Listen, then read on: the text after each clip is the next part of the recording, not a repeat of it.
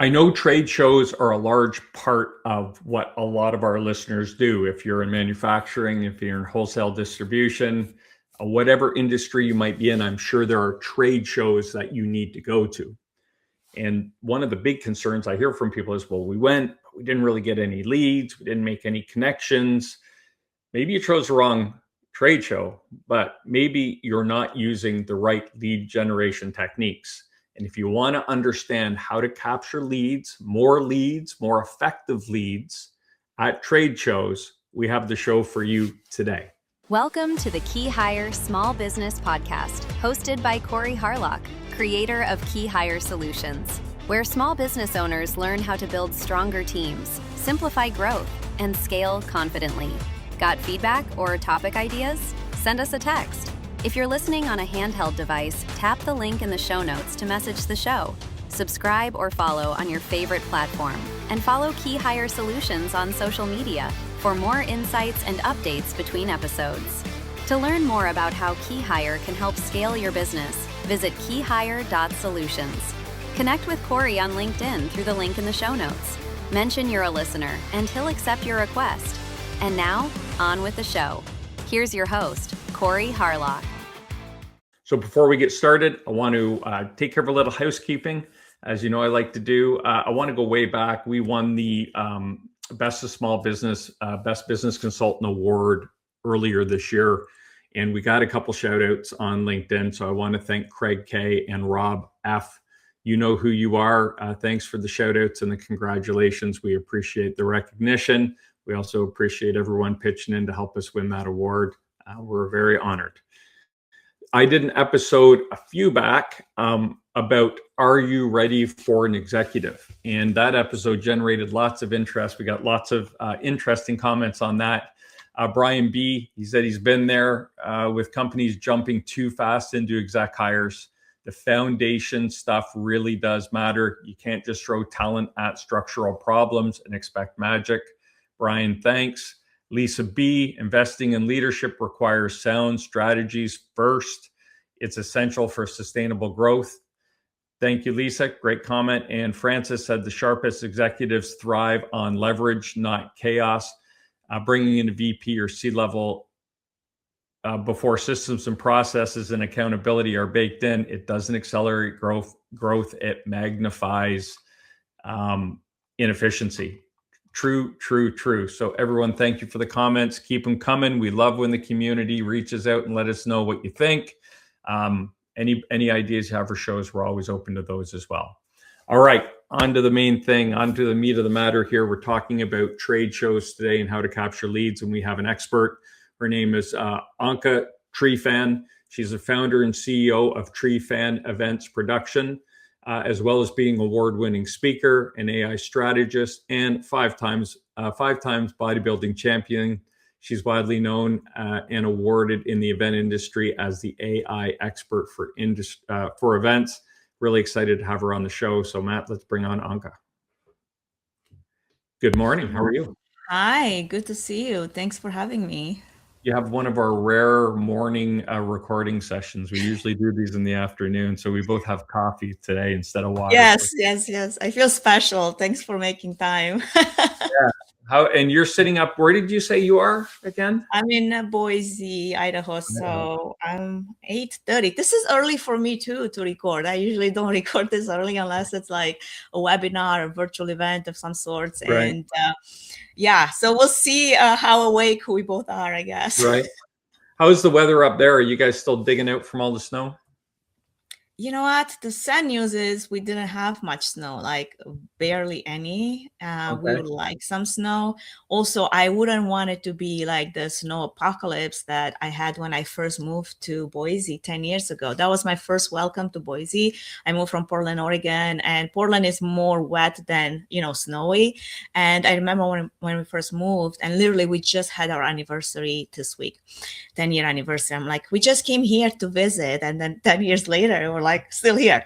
We love it here. Anyway, so that one year, the first winter, it was like this crazy amount of snow out of nowhere, some kind of a record in 50 years time. It hasn't happened since then. But when you move to a new place and that's the first welcome, you're like, what did I just do? Like literally had to shovel our way out of the house in like 7 feet of snow. It was like insane. But no, not this time.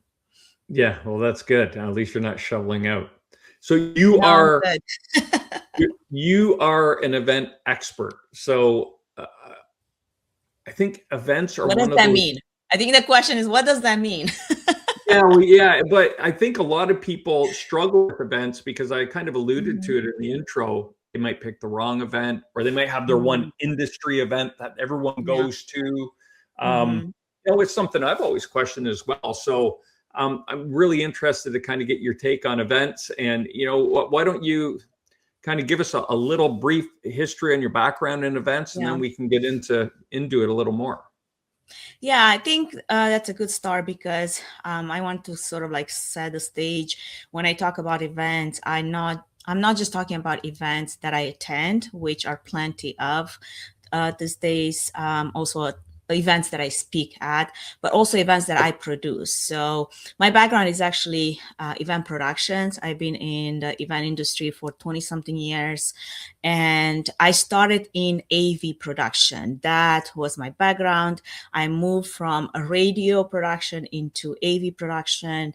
I've been a sound engineer for many years, actually got to mix for some really great A-listers. And we're talking about Fergie and Lil Jon and Snoop Dogg and Michael Jackson. Even I had one of those cameo appearances where, while he was still alive, he came to one of the huge parties that we were giving out in LA. And this was my LA life, right? So a lot of everything that I've done was behind the scenes for the first, I would say, 10 years of my career. And then eventually I burned out of that lifestyle. It's a very hard lifestyle for anyone, let alone a woman in AV, literally pioneering that into that field. I have this whole entire network that I established called Women Behind the Scenes in AV, because I had to become an advocate for more opportunities for women in those spaces. But more than that, also a way to look at our entire well-being and how do we take care of our techs. Like a lot of the AV techs that work on those behind the scenes events, they're working very long hours. There's no break. There's no food. Sometimes you go to an event, nobody actually feeds you. Like you expect to fend for yourself, and you've just had a load in until 2 a.m. and you're back up at 5 a.m., right? So the lifestyle is really intense. So eventually I burned out and I moved into corporate events, into conferences, but I wanted to move more on the front end. So that's how I started producing events, being the planner and producer of events, not just the executor of events. I would bring in teams, and I had my entire production team that I would lead and then produce the event. That grew into having my own agency, and then that also grew into taking front stage, speaking on behalf of those teams, speaking on behalf of the event teams, and trying to create better frameworks, better structure, better understanding on both sides, on the client side, on the audience side, and on the producer side. What is this interaction and how can we make it better? So a lot of my work right now is really in this capacity of both producing events and educating on the side of AI, on the side of technology, on the side of leadership, all of that, right? So trade shows are a big part of this conversation, because one way in which you can promote your services, your business, right, is to either put on a trade show or join a trade show, go and, be an exhibitor. I was trying to words in the morning. So I see a lot of good ways to do it and a lot of bad ways to do it. And because I'm also on the technology side, I'm also brought in many times to figure out, okay, how can we make this trade show provide an ROI, but not just ROI, but also ROE and ROA. So we're talking about return on investment. We're talking about return on attendance. And then we're also talking about return on emotion. Like, what are we expecting out of this? And there's multiple ways to to do it, right? The real question, I don't think, is did we scan enough badges? Because the truth is, if you don't have a plan walking in and all you do is scan badges, but then you never follow up, or if you do follow up, it's going to be like 3 months later. And this has happened to me many times before. Like I would go to a trade show and then 3 months later, I receive an email with someone following up. And at that point, I've already been to other 5 trade shows. I don't even remember what was that conversation we had in the first place, or what was the event I attended, right? I think the conversation needs to be, did we accelerate revenue? So I think that's where a lot of people kind of struggle, because they walk in just hoping that if they get the square footage in a good location, then everything will just happen magically. But they don't necessarily put a lot of strategy and thought behind it. They also don't think about, how it's not just the badging that matters, that's lead scanning that matters, but also the behavior intelligence in order to get a qualified pipeline and then accelerate it, right? Most exhibitors, they just think, okay, if we measure volume, everything will be fine. And that is not necessarily enough, not enough to start to really see results. Enough to maybe have some kind of a lead capture, but just because you're scanning badges and then hoping for the best, hoping that your sales figure will figure it out later, that doesn't necessarily define qualifications in a way that really matters. So I don't know how you define them, but I've been to trade shows and some of them are, you walk in and immediately you go, this isn't the place for me. And sometimes you walk in. You didn't do the right pre-work. So this is what I'm getting to. And sometimes you show up and you're like, wow, this is a first class kind of, they've really put a lot of thought and things into this. So for people out there, kind of, how is there classifications of these things? Like some of them are huge and they market like crazy, but you get there and as an attendee, I've attended a couple with the thought of, well, maybe KeyHire could exhibit here. And in 5 minutes, I'm like headed for the door. No way. There's just not the right people here. Yeah. So the question is, I guess, how do you decide which trade shows to join if you're a small business? Is that what you're trying to get to? To exhibit at, or are they classified in any way, or how do you know if they're worthwhile? Right. I mean, obviously there's practical classifications of trade shows based on industry, based on topics, based on what exactly your goal is. We're looking at industry vertical trade shows, like think about, like I think you mentioned in your intro, manufacturing expos. There's healthcare conventions, cybersecurity conferences, lots of AI conferences these days, right? I think at these shows, attendees are actively looking for vendors. So then if you do need to put together a lead strategy, then the best practice would be to focus on deep qualification questions. What is your competitive positioning, budget and timeline clarity, right? Like if you just walk in and you don't have all of those things set up, and even like multi-touch follow-up sequence. I think this is the most important one in the lead strategy, because again, you can do all the work on the front end, and then if there's no work done after, you're still not getting the outcome that you're hoping for. I see a lot of AI use cases in this situation where you can have a real-time conversation capture and then scoring that's happening. There's tools that do that. One of them, Zenus AI, I've actually used it even for my speaking engagements because what they do is measure the energy of the people in the room, and they measure it like real time, and they can tell you if somebody is interested just from their facial expression, their body language. There's a few other things, that goes into the scoring, and you can tell if you lost someone in the conversation or you're going somewhere. So imagine if you had that kind of real time analyst to your side, and you be able to say, okay, so even within the context of a trade show booth, like people spend more time in this part of the booth versus here, or people tend to, when they walk in, they tend to walk straight to this one place. I'm wondering why, right? Or they tend to interact with this sales rep versus that sales rep. That is information that you can act upon, something that you can build a strategy, right? Then there's also competitive intelligence tagging and automatic proposal trigger workflows that you can build into your strategy. And then going back to the classification, you also have the buyer intent, or what we call them as procurement shows. This is where you would have like the retail buying markets, franchise expos, B2B purchasing expos, all of that. That requires a different kind of strategy, right? Because those shows are more transactional. So then you're going to look at the qualification criteria that needs to be a bit more strict, like what is the authority confirmation, what is the budget range that is verified, immediate need that needs to be established, and then on top of that you can layer AI to figure out, okay, so then the lead scoring has to be based on urgency, not on some other things that we establish in the prior strategy.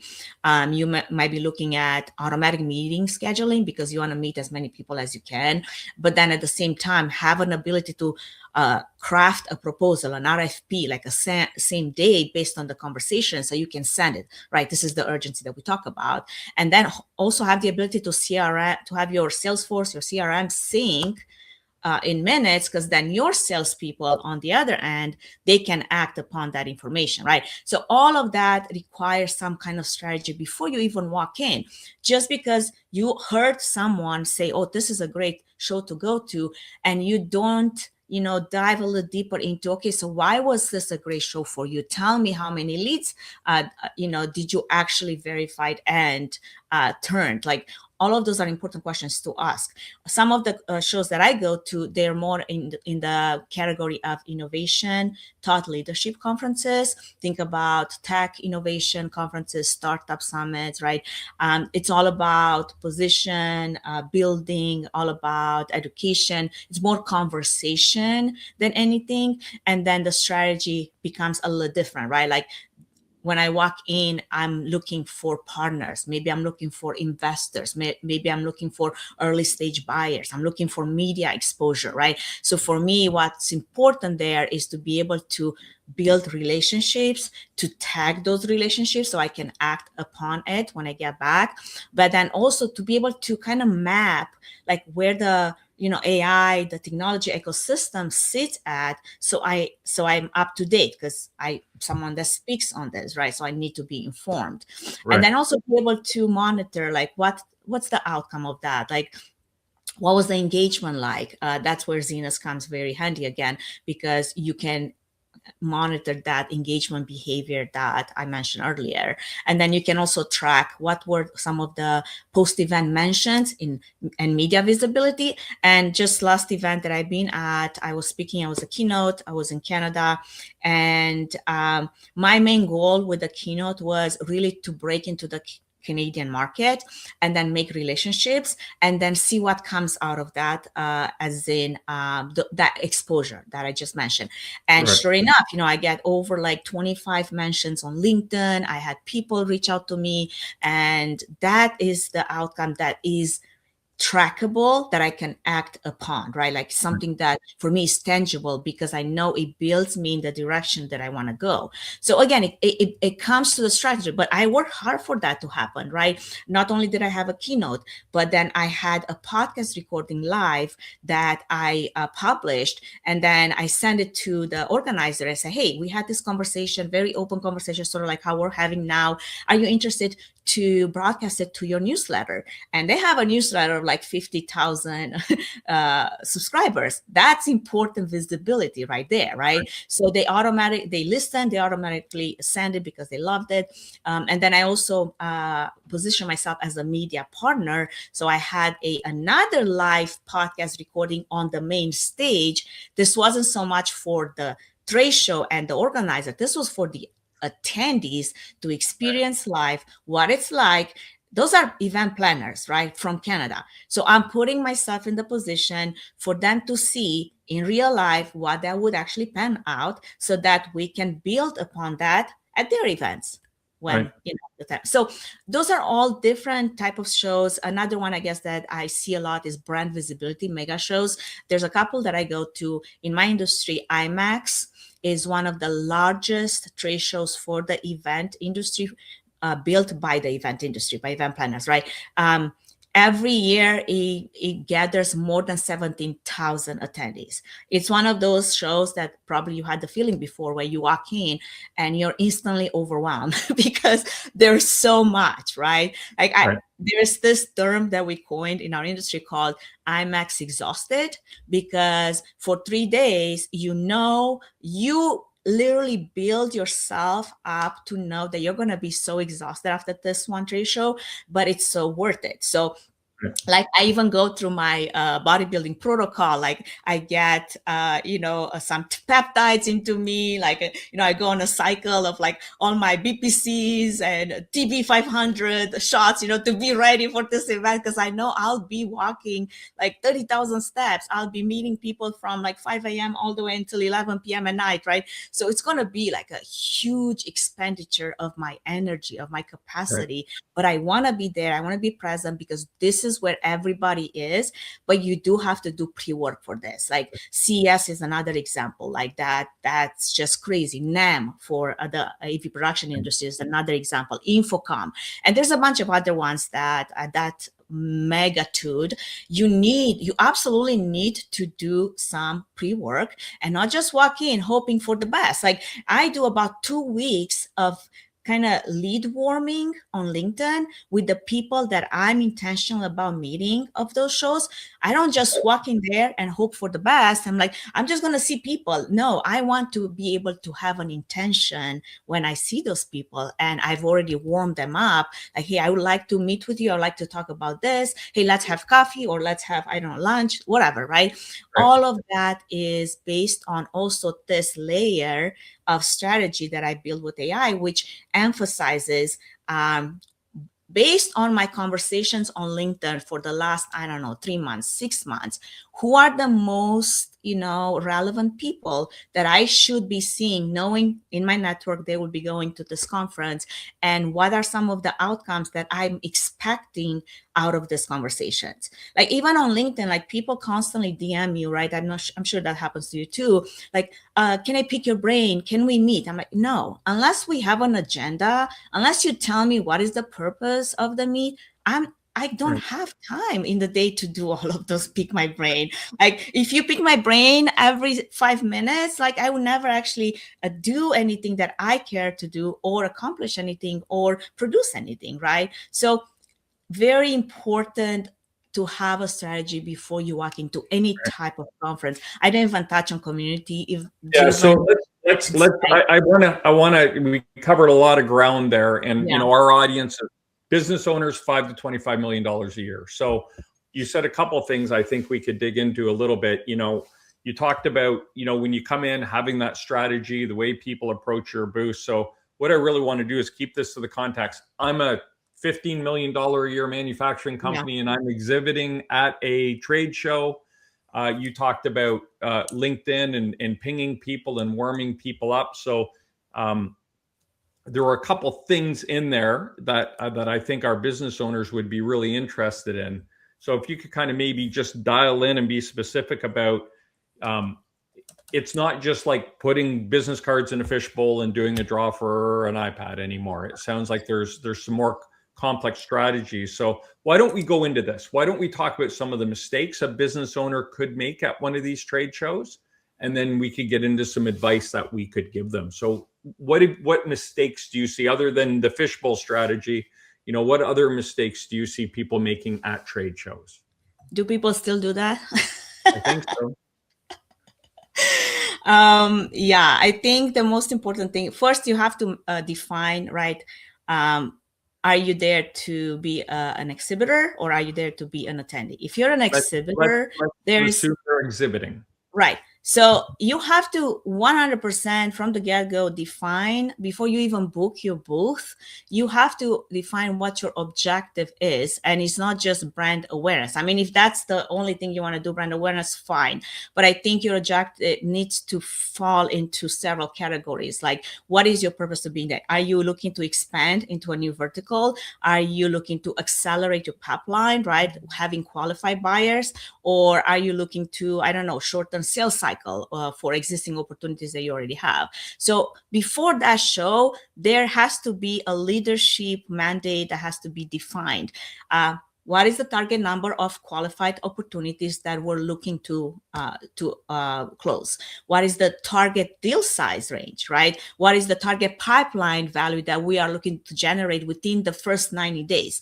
And then very specific about the ICP profile, like who is your ideal customer that you are hoping to meet.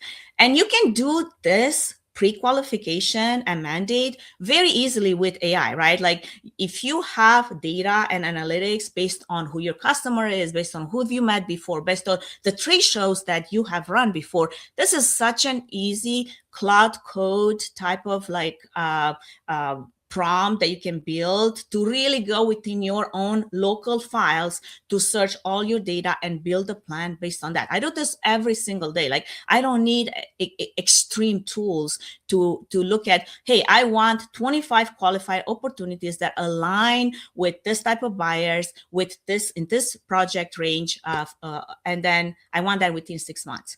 That very much clarifies what my purpose is when I go in, right? And then you have to identify, like as we mentioned, what is the show type and then the buyer maturity.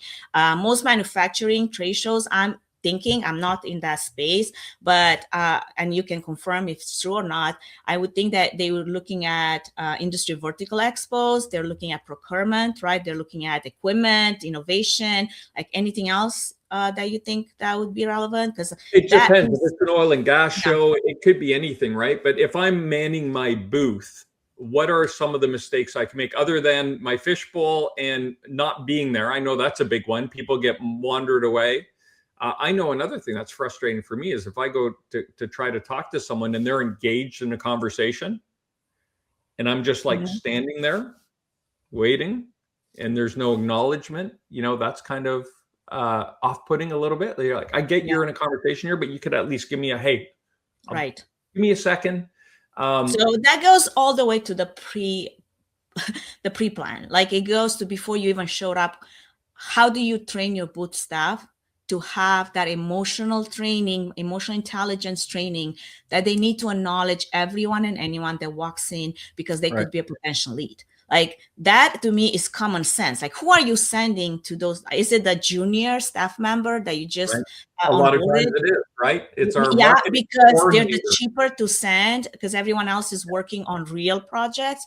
That is the wrong strategy to walk in right away, right off the bat, because you need to send your best people if lead gen is your purpose. Those are the people that will have the maturity to acknowledge someone, that have the personality to engage them, to be, captivating. But then they have the ability to answer technical questions, the ability to close that deal right then and there, not wait for a salesperson to do it on the other side because that might be too late, right? So just because you just walk in and you have this wonderful looking booth, but like you said, your experience as the attendee in the booth doesn't anywhere match the presentation, that is still a lost lead right there. So there's also the need to redesign what does lead capture looks like from scan to an actually qualification engine. And that's why I'm so strong on AI. This is where AI can help, because just badge scanning, that's baseline. You have to have a better process than just hope that you're scanning the badges. Is that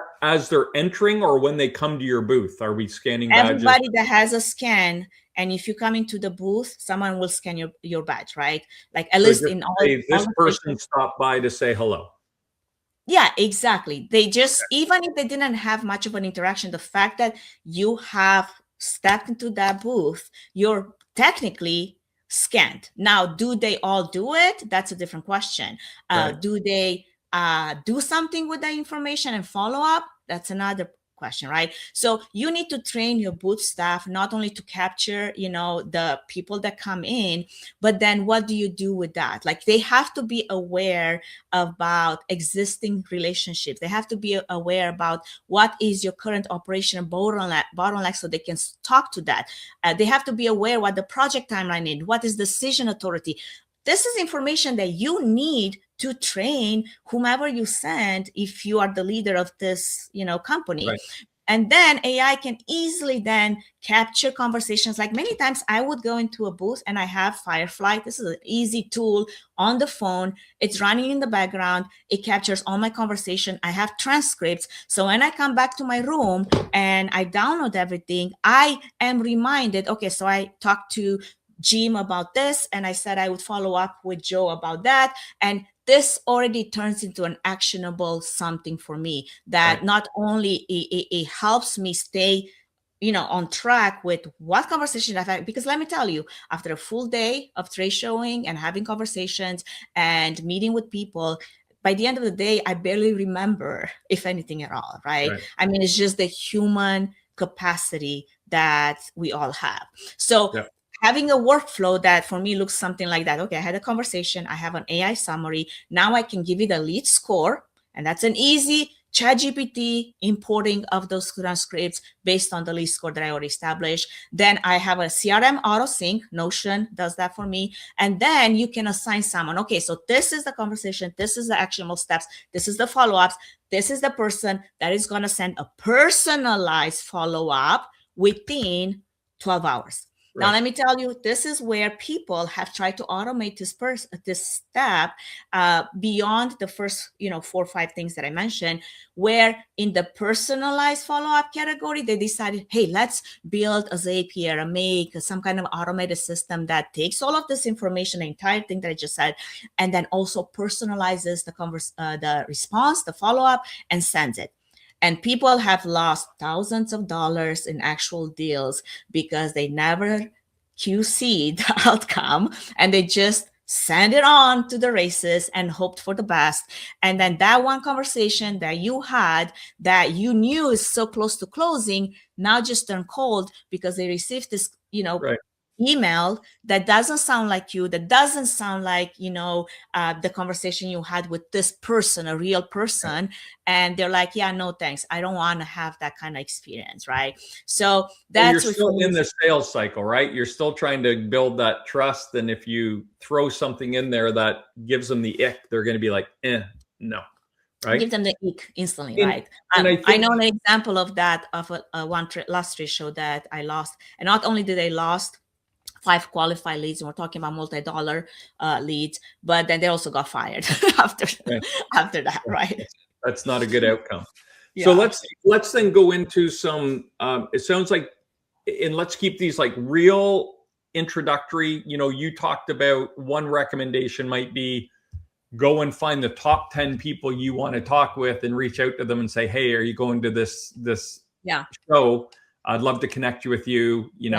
Let's make plans to have coffee or stop. Don't forget to pre-book those meetings in advance, right? Like that is part of the pre-booking of strategic meetings and being intentional about who you're going to meet with. Not just hope that people will just land in your booth because you're giving out candy or something. Right, a free iPad in the fishbowl.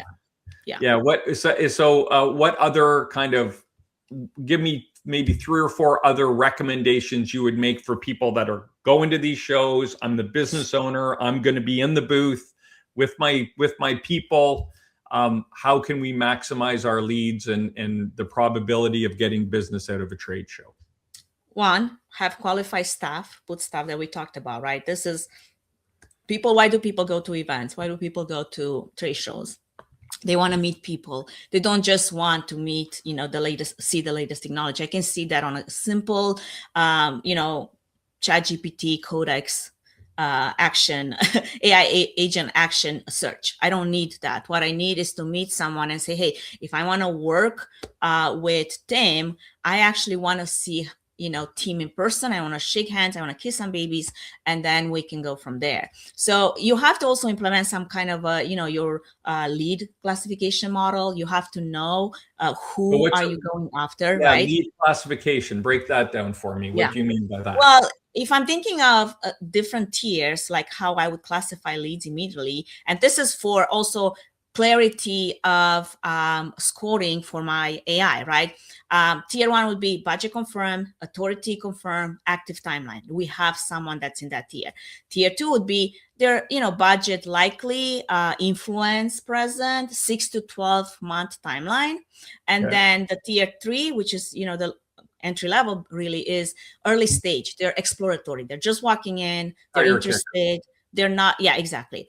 And that is where then AI, because you give it the clarification. I'm very strong on, like, probably out of all of this, what I'm trying to say, you're not the only one working on this. You can build a strategy with AI, but you have to be very clear about your intent, your outcomes, right?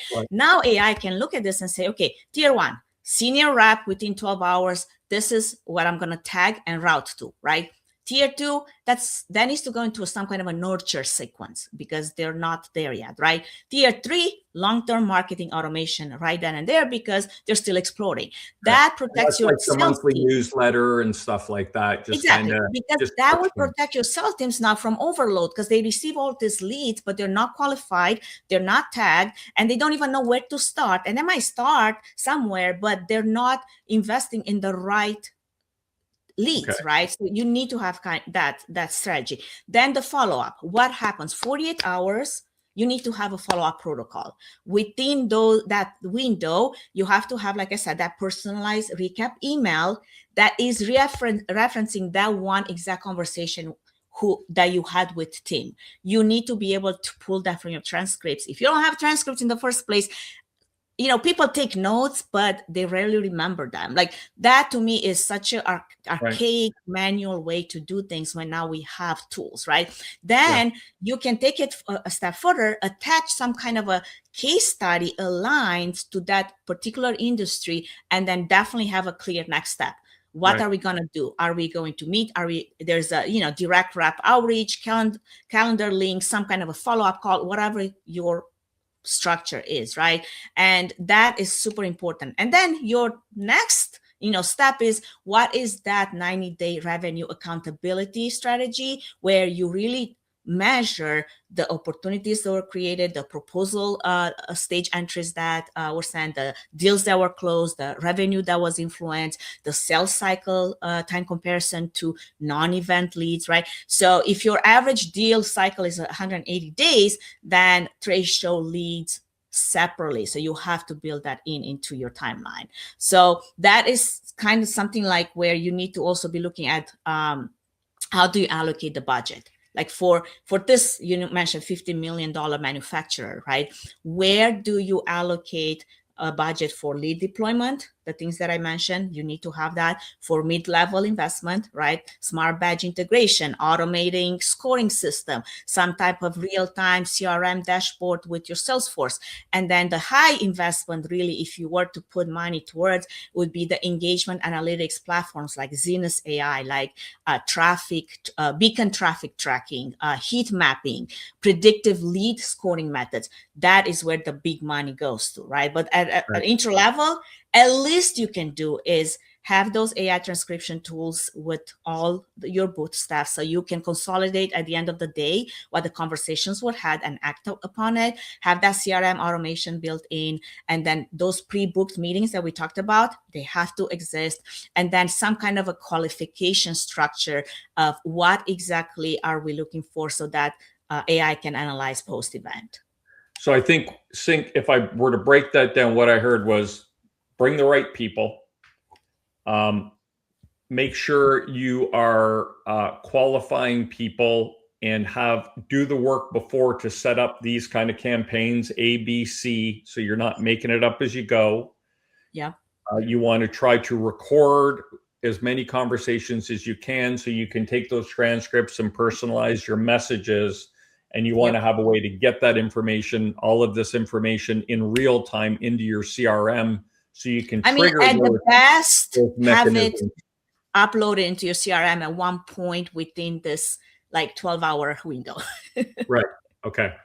So each night have someone go back and they're responsible to upload leads. Yeah. If you don't have automation, if you're like, this is over my head, we're still working on spreadsheets, whatever, right? Have that CVS file uploaded to your CRM, whatever that is, right? I forgot. Step 1 is pre-book meetings. Number 2 is bring your best people. Number 3 is record conversations so you remember what they are because you're going to talk to a lot of people. But also predefine qualifications within that, pre-booked meetings. You don't just pre-book meetings with anyone. You have to have some kind of qualification structure, right?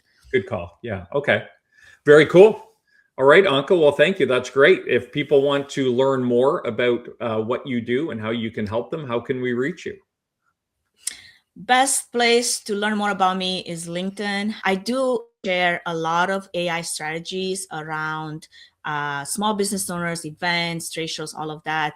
And from there, we can have a conversation with how I can come in to support whatever it is that you're doing. And I do that in multiple ways, different tiers as well, based on the ICP. And I also speak at events. If you have a conference or you have a meeting or you have a trade show that education is important, hit me up. Perfect. Well, thanks for your time. Thanks for getting up early to spend some time with us this morning. It was great. Thank you. Thank you for having me. There you go. Anca Trifan, some great information in there about trade shows, a lot of information in there about trade shows as well.